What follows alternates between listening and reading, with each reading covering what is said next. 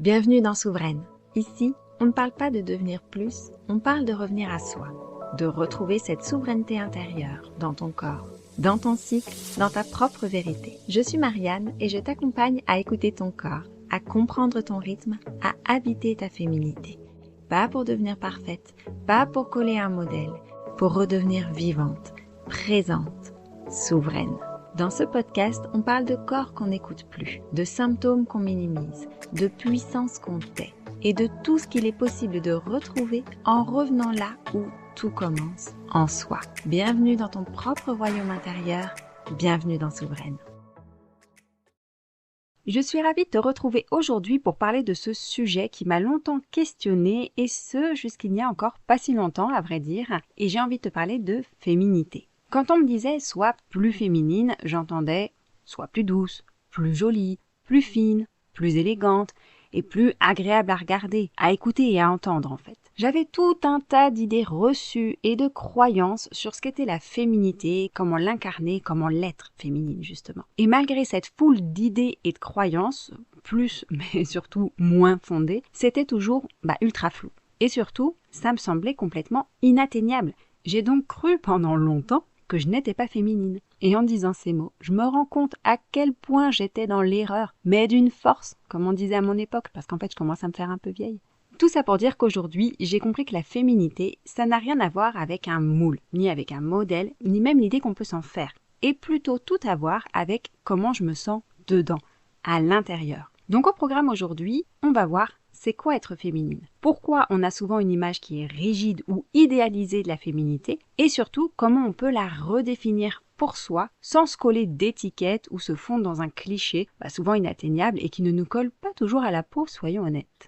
Et pour commencer, j'ai envie de te dire que souvent, il y a l'idée reçue et véhiculée qu'être féminine, c'est être douce, mince, bien habillée, sexy mais pas trop, bienveillante, jamais en colère. Et la liste, elle peut être assez longue en fait. Ça peut aussi être au contraire la femme qui est très assumée, mais pas trop quand même, calme-toi. Élégante, sûre d'elle, mais pas trop quand même non plus, faut pas déconner. Sur talons, la taille marquée et le grand chapeau à large bord qui cache en partie ses yeux et laisse apparaître une bouche toute rouge. Enfin bon, t'as compris l'idée. Et dans ces deux options, tu vois, il y a déjà beaucoup de clichés que j'ai reçus, soit la princesse, soit la femme fatale.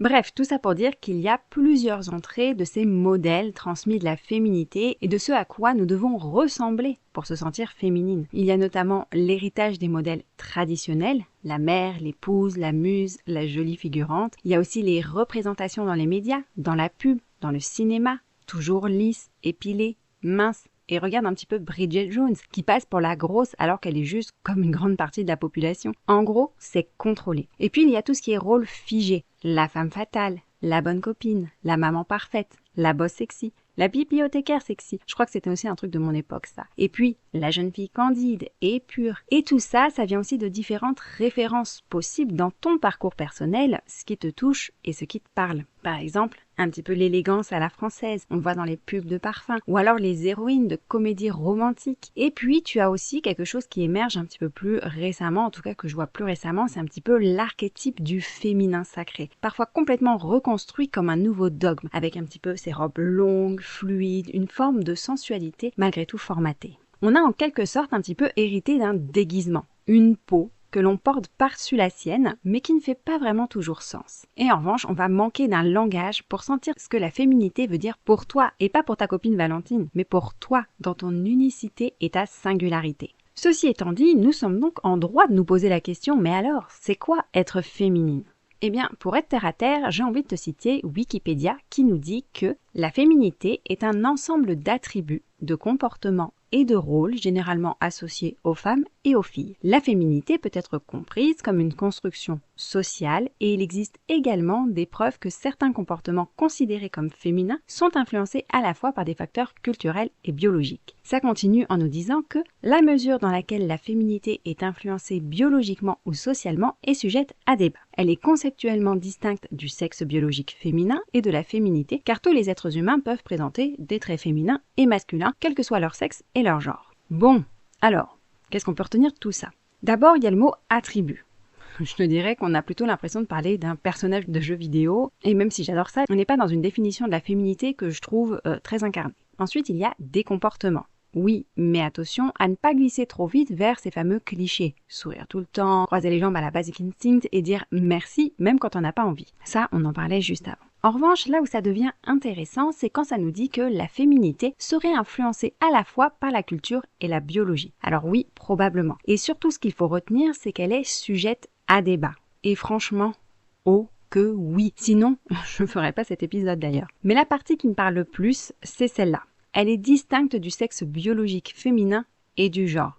Et ça, c'est une véritable clé. Parce que ça veut dire quoi? Que la féminité n'est pas réservée aux femmes cisgenres. Elle n'est pas une case dans laquelle on est et qu'elle n'appartient à personne, ni à un sexe, ni à une norme, ni à une forme. C'est un terrain qui est vaste, qui est mouvant, flou, parfois je te l'accorde, mais qui peut être très intime, très incarné et très vivant.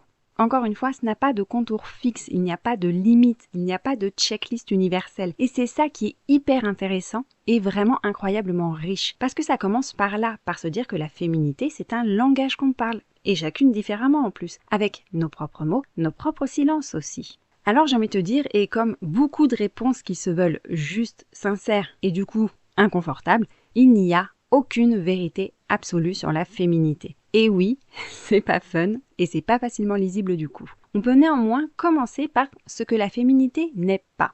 Ce n'est pas un look, ce n'est pas un make-up, ce n'est pas un rôle et ce n'est même pas une énergie à adopter. C'est plus une expérience intime et mouvante. Et donc tu peux être féminine en étant née femme ou homme, en incarnant ton genre, mais aussi que tu sois en jupe ou en jogging, en talons ou en basket, en colère ou en paix, en rondeur ou en angle, en lenteur ou en vitesse. La féminité, ce n'est pas un costume que tu te mets à porter, tout comme ton identité, c'est une sensation. Et cette sensation, elle change selon ton cycle, les saisons, les moments de ta vie et les choses que tu traverses, ton âge aussi, plein de critères en réalité. Tu n'as pas à incarner la féminité. Ce n'est pas quelque chose qui se force, qui s'ajoute un petit peu au programme. C'est en revanche quelque chose que tu peux habiter. Tu vas peut-être te dire, ok, c'est bien gentil, mais je fais quoi de cette information ? Comment je fais concrètement pour renouer avec ma propre féminité, surtout quand j'ai passé des années à croire que je ne l'étais pas, ou pas assez, ou je le faisais pas bien. Et j'ai envie de te dire que tu as raison de poser cette question, parce que souvent derrière cette question, il y a un vide. Un vide que je peux même considérer d'intersidéral, c'était le cas pour moi, donc honnêtement j'ose le dire. C'est flou. Il y a une sorte de distance entre ce qu'on croit qu'on devrait ressentir et ce qu'on ressent vraiment, ce qui est parfois encore plus difficile à vivre.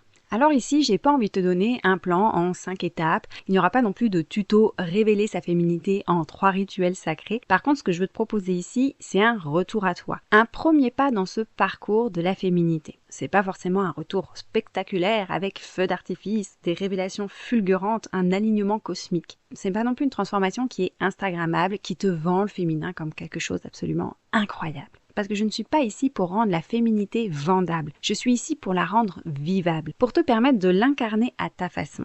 Et l'objectif ici, ça va donc être de revenir à ton corps, au sens, à la réalité. Le tout sans dogme ni surintellectualisation. Pour ça, tu peux donc commencer par redéfinir ta féminité, disons par toi-même. Car encore une fois, la féminité, elle est unique et elle dépend de toi. Mais en fait, comme absolument tout en réalité. Et ça, cette redéfinition, ça commence parfois tout simplement avec un papier et un crayon. Alors je t'arrête tout de suite si tu penses que ça va être les fameuses petites cases à cocher. Ici, on va se poser cette question toute simple en apparence parce qu'en réalité, c'est pas toujours si évident. Et cette question c'est, je me sens féminine quand ? Et là, tu laisses venir, sans filtre, sans chercher la bonne réponse. Tu notes tout, même si c'est absurde, que ça te paraît contradictoire ou complètement inattendu. Pour te donner quelques exemples personnels, moi, quand j'ai fait l'exercice, j'ai noté « Je me sens féminine dans mon jogging beige et mon top moulant noir. Je me sens féminine quand j'applique mon roll-on d'huile essentielle au jasmin. Je me sens féminine quand je me tiens le dos bien droit. Je me sens féminine quand je prends le temps de ressentir une texture sous mes doigts ou quand je marche pieds nus. » Alors tu vois, ça n'a absolument rien d'exceptionnel. Et pourtant, pour moi, ça a fait une grande différence. Et puis, tu peux aussi prendre la chose un petit peu à l'envers. Qu'est-ce que tu croyais devoir être pour être vraiment féminine ? Et là, j'ai mimé des guillemets. Et là, c'est l'occasion de poser toutes ces injonctions qui te prennent la tête sur ce à quoi tu devrais ressembler pour être féminine. Et ça, c'est un travail assez libérateur, en fait. Ça peut secouer un petit peu aussi. Parce que tu mets à jour toutes les couches, toutes les voix, toutes ces injonctions que tu as reçues. Par exemple, sois douce. Sois sexy mais pas trop. Sois élégante, mais discrète. Sois mince, sois maternelle. Sois polie, sois désirable. Sois intelligente, mais pas trop. Et parfois, c'est tout ça en même temps. En écrivant certaines de mes croyances, puis en les relisant, je me disais que des fois, c'était un petit peu ridicule quand même. Quand à 2 lignes d'intervalle, tu as le côté femme fatale qui côtoie la femme douce et posée, et bien là, tu te rends bien compte qu'il y a un truc qui ne fonctionne pas très bien dans l'histoire. C'est un petit peu un vrai grand écart ce machin, et moi, le grand écart, je le maîtrise pas encore. Cela dit, et quand tu mets toutes tes croyances à plat, noir sur blanc, tu réalises parfois qu'elles viennent de loin. Mais surtout qu'en fait, elles ne sont pas à toi. Et ça, j'insiste encore là-dessus. Il y a beaucoup trop de choses que l'on a héritées et qui clairement ne nous servent plus, voire nous desservent. Alors libère-toi de ce que tu croyais devoir être et demande-toi plutôt qu'est-ce qui me fait me sentir présente à moi. Pas jolie, pas désirable, pas socialement féminine. Et là, j'ai encore fait des guillemets. C'est juste être présente à toi, dans ton corps, dans ta vie. Parce qu'en fait, c'est ça la vraie question. Pas comment paraître féminine, mais comment habiter ta féminité depuis l'intérieur. Parce qu'encore une fois, c'est justement cette présence à toi-même, le fait de renouer avec qui tu es, même si des fois, ça vend pas tout à fait la même chose que sur les couvertures de magazines. Mais c'est ça qui va te permettre de commencer ce chemin de réappropriation de ta féminité. Et tu sais quoi ? De toute façon, tu seras toujours trop pour certains et pas assez pour d'autres. Trop douce, trop dure, trop sensible, trop distante, trop sauvage, trop discrète, trop dans le contrôle. Pas assez fun, pas assez douce, pas assez forte, ou trop forte, trop puissante parfois, ou trop solaire, trop lunaire, trop réaliste, trop authentique, trop ou pas assez tout court. Alors à un moment, fuck, on peut peut-être arrêter de courir après un moule et revenir à soi, là où ça se passe vraiment. Alors essaye de te détacher de tout ça, même si c'est difficile. Même si ça fait peur parce que tu vas montrer une nouvelle partie de toi, une nouvelle part de ta personnalité, de ta féminité, et ça peut inquiéter, mais reviens à l'essentiel. Ensuite, la seconde chose qui va t'aider dans cette réappropriation, dans ce retour à l'essentiel, est justement de revenir au sens, et pas à l'apparence. Parce que la féminité, on nous l'a souvent vendue comme quelque chose à voir, quelque chose qu'on montre, qu'on affiche, qu'on sculpte. Mais si au final on retournait un petit peu le miroir juste pour voir ce qu'il y a derrière. Et si la féminité c'était d'abord quelque chose à sentir. C'est ce qui va te permettre de renouer avec ta sensualité. Car la sensualité, c'est avant tout le fait de faire fonctionner tes sens. Et ici, je vais pas te parler de parfum ou de déodorant rose à paillettes. Je vais te parler de tes sens, de ce qui te fait vivre dans ton corps. Qu'est-ce que tu aimes sentir sur ta peau ? Quelle musique réveille en toi quelque chose de fort ? Par exemple, quelle matière te rassure et t'enveloppe ? Quelle saveur te fait sentir vivante ? Qu'est-ce que ton corps aime bouger ? Comment il aime respirer ? Alors vas-y, va pour opter pour ton odeur préférée, cette odeur qui te ramène un petit peu à toi. Va pour te parer d'une texture qui t'apaise, dans laquelle tu te sens à l'aise, confortable. Pour écouter une musique qui te permet de te connecter à toi, qui va te faire vibrer, que ça soit du hard rock, J'irai où tu iras de Céline Dion, ou le 3e mouvement de l'été, Presto, des 4 saisons de Vivaldi. Oui, c'est mon préf depuis que je suis gamine et que mon parrain m'a offert le CD. J'ai aussi un amour profond pour Forest of Healing de Symphonic Planet, je te mettrai les deux en description.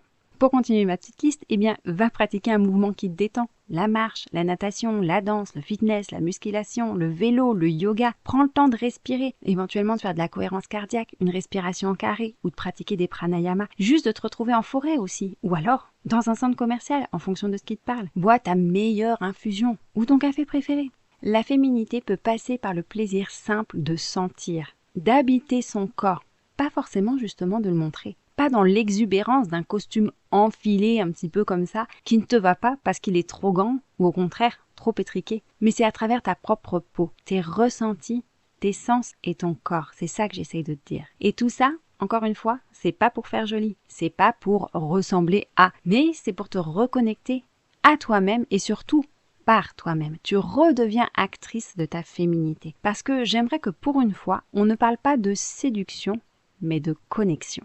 Et oui, je sais, c'est pas évident, c'est pas instinctif, surtout quand on nous a appris à vivre en performance, à remplir ces fameuses petites cases plutôt que ses propres ressentis. Mais tu peux apprendre doucement, par le corps, par l'expérience. Et plus tu te reconnectes avec tes sens, plus tu ouvres une porte vers toi-même, vers ta féminité, celle qui ne dépend de personne d'autre que toi.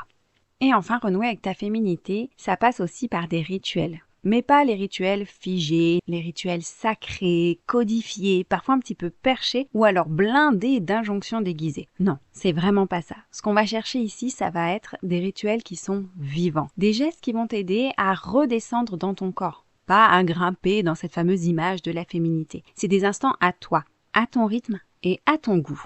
Et tous ces petits rituels, tous ces petits gestes, ça va créer des repères qui t'ancrent, qui te soutiennent, qui te rappellent que tu es là, que tu existes.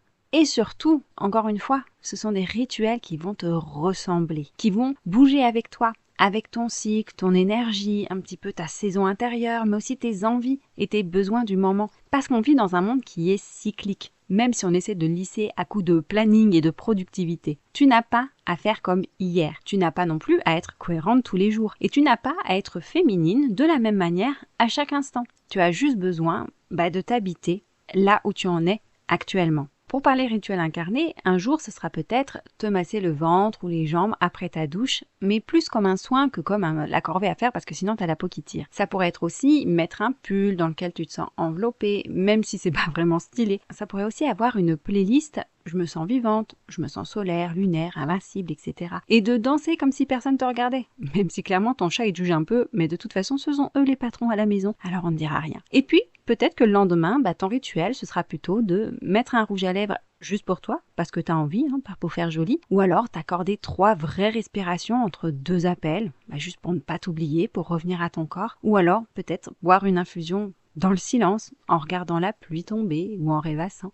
Et peut-être qu'encore le lendemain, ton rituel, ce sera de rien faire. Parce que tu es fatigué, parce que tu as envie de silence. Et tu sais quoi? Ça, c'est aussi un rituel. La permission, le non, le vide. Donc encore une fois, ta féminité, elle n'est pas figée. Ta féminité dépend de toi et de ton corps. Et quitte à me répéter, ta féminité, elle n'a pas besoin d'être sacrée non plus. Elle a besoin d'être vécue et incarnée par toi-même et par personne d'autre. Et pour terminer sur cette histoire de rituel, tu peux aussi t'en inventer des petits rituels cycliques là que tu gardes sous le coude selon tes lunes, tes émotions, ton corps. Par exemple, tu peux avoir une huile douce que tu aimes poser sur le ventre le jour de tes règles. Ou alors un parfum que tu mets quand tu as envie de te sentir plus présente et ancrée dans ton corps. Ou alors, pourquoi pas, un vêtement que tu vas réserver pour les jours où tu veux justement encore renforcer cet ancrage. Ou alors, ça peut encore être une petite phrase que tu te répètes à voix haute quand tu doutes un petit peu de toi et de ta féminité. Et j'ai envie de conclure en te disant que l'important, c'est pas le rituel en soi. C'est ce qu'il va t'apporter, ce qu'il te permet d'ancrer. C'est aussi ce qu'il vient nourrir en toi. Et surtout, c'est le fait qu'il bouge avec toi. Et si c'est marcher dans ta maison avec ton plus beau jog et ton hoodie doudou, c'est ok aussi. Et si c'est plutôt sortir la jupe et les bottes en cuir, ça aussi c'est ok. Et si c'est la jupe le lundi et le jog le mercredi, ok aussi. Tout ça, c'est ok.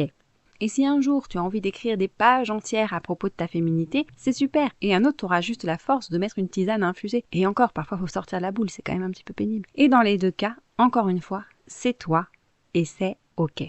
Alors avant de se quitter, j'avais envie de te proposer un petit jeu tout simple pour t'amuser avec tes sens. Pendant une semaine, chaque jour, tu vas en choisir un à explorer.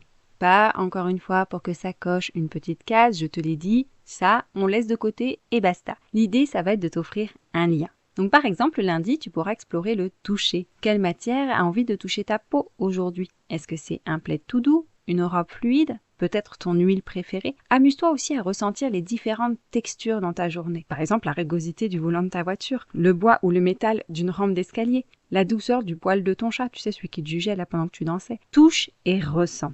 Le mardi, ça pourrait être l'odorat. Tu allumes ta plus belle bougie parfumée. Tu respires ton huile essentielle favorite. Tu peux aussi préparer un plat qui sent bon. Utiliser ton gel douche préféré. Sens-toi vivante par le nez. Amuse-toi à jouer au limier. Ressens et porte ton attention sur toutes les odeurs qui se présentent à toi. Agréables ou désagréables. On n'est pas là pour juger, on est là pour ressentir. Mercredi, amuse-toi avec ta vue. Pose ton regard sur quelque chose qui t'apaise, t'émerveille, etc. Ça peut être le ciel, une fleur, une œuvre d'art, un détail de ton visage tout simplement. Observe et regarde sous toutes les coutures. Par exemple, tu dois attendre à la boulangerie. Observe le détail des pains, des viennoiseries, des entremets. Ou si tu attends tout simplement que l'eau des pâtes bout dans la casserole, regarde comment l'eau chauffe et comment les bulles vont devenir de plus en plus grosses. Voilà, t'as compris l'idée, mets en plein la vue.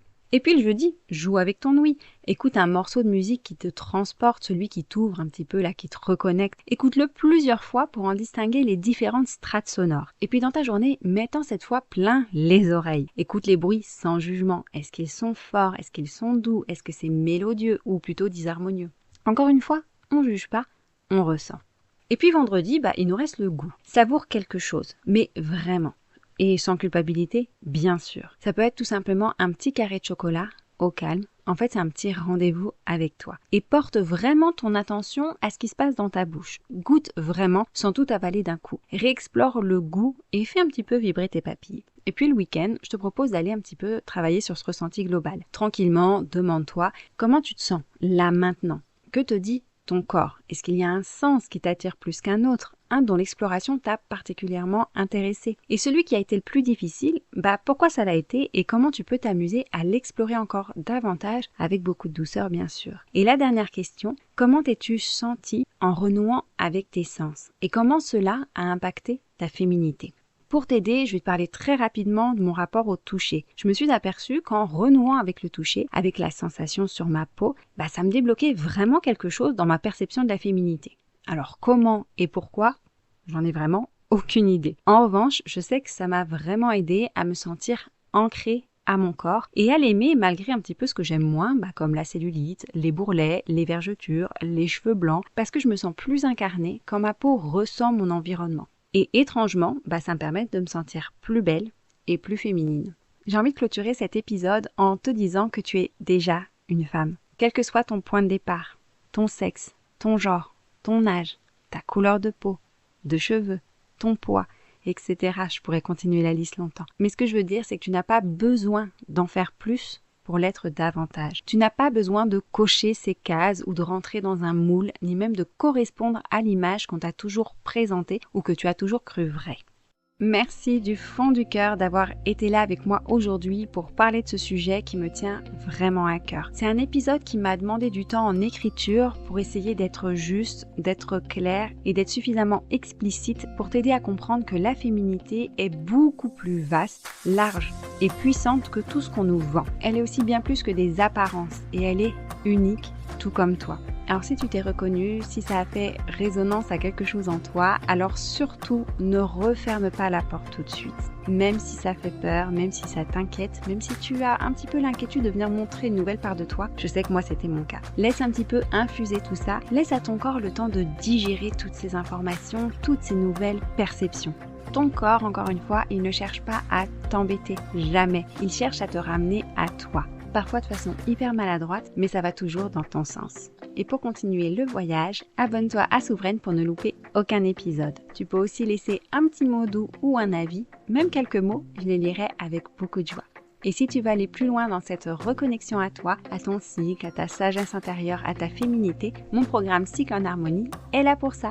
Le lien est dans la description. Et tu peux aussi me retrouver chaque semaine sur Instagram. Mon compte c'est Entre deux cycles pour continuer à tisser, à partager et à te reconnecter pas à pas. Et en attendant la semaine prochaine, reste souveraine.